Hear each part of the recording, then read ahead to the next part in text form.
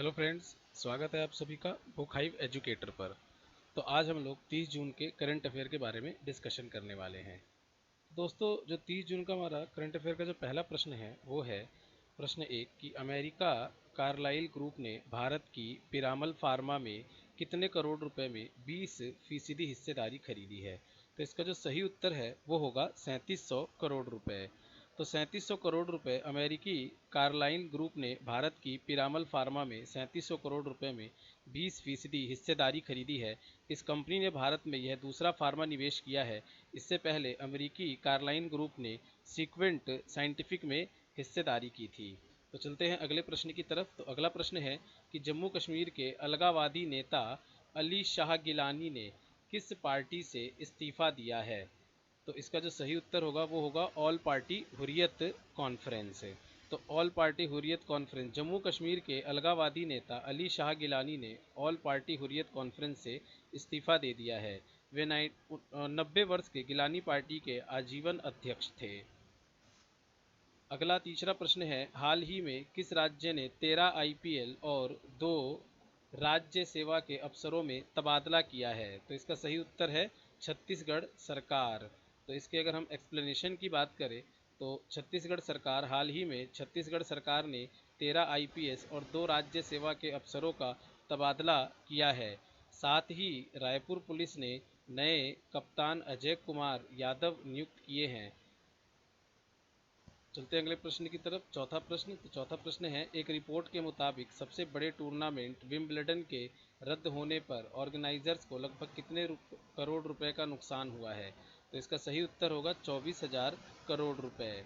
तो हाल ही में जारी एक रिपोर्ट के मुताबिक सबसे बड़े टूर्नामेंट विंबलडन के रद्द होने पर ऑर्गेनाइजर्स को लगभग 2400 करोड़ रुपए 2400 करोड़ रुपए का नुकसान हुआ है। लेकिन ऑल इंग्लैंड क्लब ने 2003 में सार्स महामारी के बाद अपनी बीमा पॉलिसी को अपडेट किए, जिससे उन्हें करीब 950 करोड़ रुपए मिले हैं। तो इसका सही आंसर 2400 करोड़ रुपए होगा।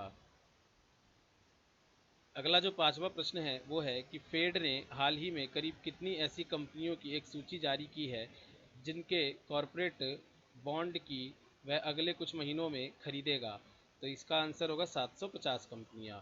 तो फेड यानी अमेरिकी केंद्रीय बैंक फेडरल रिजर्व ने हाल ही में 750 ऐसी कंपनियों की एक सूची जारी की है जिनके कॉरपोरेट बॉन्ड की वह अगले कुछ महीने में खरीदेगा। इस सूची में एप्पल, वॉलमार्ट और एक्सो एक्सॉन मोबिल जैसी कंपनियां भी शामिल है।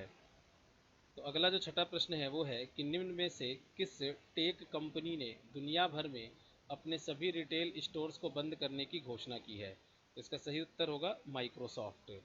तो टेक कंपनी माइक्रोसॉफ्ट ने दुनिया भर में अपनी सभी रिटेल स्टोर्स बंद करने की घोषणा की है। कंपनी ने कहा है कि महामारी के कारण बंद हुए माइक्रोसॉफ्ट के 80 से ज़्यादा रिटेल स्टोर्स अब दोबारा नहीं खोले जाएंगे। माइक्रोसॉफ्ट अब एक्सबॉक्स और विंडोज़ स्टोर में अधिक निवेश करेगा। तो अगला जो सातवां प्रश्न है वो है कि भारत में शिक्षा में सुधार से जुड़े कार्यों के लिए किसने 3700 करोड़ रुपए की कर्ज को मंजूरी दी है। तो इसका सही उत्तर है विश्व बैंक। तो विश्व बैंक ने हाल ही में भारत में शिक्षा सुधार से जुड़े कार्यों के लिए 3700 करोड़ रुपए के कर्ज को मंजूरी दी है। बैंक के अधिकारी निदेशक मंडल ने भारत के 6 राज्यों में शिक्षा में सुधार के लिए 50 करोड़ डॉलर के कर्ज को मंजूरी दी है। तो चलते हैं अगले प्रश्न की तरफ। आठवां प्रश्न है कि 30 जून को विश्व भर में कौन सा दिवस मनाया जाता है। तो इसका सही उत्तर है अंतर्राष्ट्रीय क्षुद्र ग्रह दिवस, इंटरनेशनल एस्टेरॉयड डे। तो 30 जून को विश्व भर में अंतर्राष्ट्रीय क्षुद्र ग्रह दिवस, इंटरनेशनल एस्टेरॉयड डे मनाया जाता है। आज ही के दिन 1908 में क्षुद्र ग्रह के चलते रूस की तुंगुस्का नदी के पास बहुत बड़ा विस्फोट हुआ था। तो एस्टेरॉयड डे के रूप में इसे मनाया जाता है। तो चलते हैं अगले प्रश्न की तरफ। नौवां प्रश्न, जर्मनी स्ट्राइकर के रॉबर्ट लेवेंडोस्की लीग में लगातार कितने मैच में गोल करने वाले इतिहास के पहले खिलाड़ी बन गए हैं। तो ये इसका सही उत्तर होगा 11 मैच। तो जर्मनी स्ट्राइकर के रॉबर्ट लेवेंडोस्की लीग में लगातार 11 मैच में गोल करने वाले इतिहास के पहले खिलाड़ी बन गए हैं, जिन्होंने जर्मनी के बुंदेसलीगा के इस सीजन में सबसे ज़्यादा 34 गोल किए हैं और उन्हें 50% से ज़्यादा वोट मिलने के बाद इस साल का बेस्ट प्लेयर चुना गया है। तो तो चलते हैं 10वें प्रश्न की तरफ। तो 10वां प्रश्न है, यूथोपिया सूडान और किस देश के बीच 4.5 बिलियन अमेरिकी डॉलर मूल्य के ज्वाइंट यूथोपियन रेनेसांस डैम के संबंध में एक समझौता हुआ है? तो इसका सही उत्तर होगा इजिप्ट।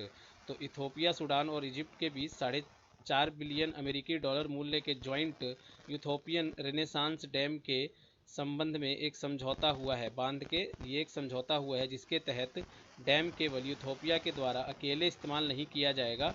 इस समझौते से इन तीनों देश के बीच चल रहे विवाद के समाप्त होने की भी अब संभावना है। तो दोस्तों, अब हम 30 जून के कुछ ऐतिहासिक घटनाओं के बारे में चर्चा करते हैं। तो 30 जून के ऐतिहासिक घटनाओं में पहला पॉइंट है, 1855 में बंगाल के भोगनादिघी में सशस्त्र सांथालों ने विद्रोह का बुगुल फूंक दिया। 1914 में महान स्वतंत्रता सेनानी दादा भाई नौरोजी का निधन हुआ। 1933 में फांसीवाद के खिलाफ एंटवर्प में 50,000 लोगों ने प्रदर्शन किया। 1934 में जर्मनी के तानाशाह एडोल्फ हिटलर ने अपने नेशनल सोशलिस्ट पार्टी में विरोधियों का सफाया किया। 1938 में बच्चों का पसंदीदा कार्टून सुपरमैन पहली बार कॉमिक में नजर आया। 1947 में भारत के विभाजन की घोषणा के बाद बंगाल और पंजाब के लिए बाउंड्री कमीशन के सदस्यों की घोषणा की गई। 1960 में अमेरिका ने क्यूबा से चीन का आयात बंद करने का फैसला किया। 1962 में रवांडा और बुरुंडी आज़ाद हुए। 1990 में पूर्वी और पश्चिमी जर्मनी का विलय हुआ। 1997 में हांगकांग ने ब्रिटिश हुकूमत खत्म हुई। 2000 में अमेरिकी राष्ट्रपति बिल क्लिंटन ने अमेरिका में डिजिटल हस्ताक्षर को कानूनी मान्यता दी। 2005 में स्पेन ने समलैंगिक विवाह को कानूनी मान्यता दी। तो दोस्तों, ये हमारा 30 जून का करंट अफेयर था।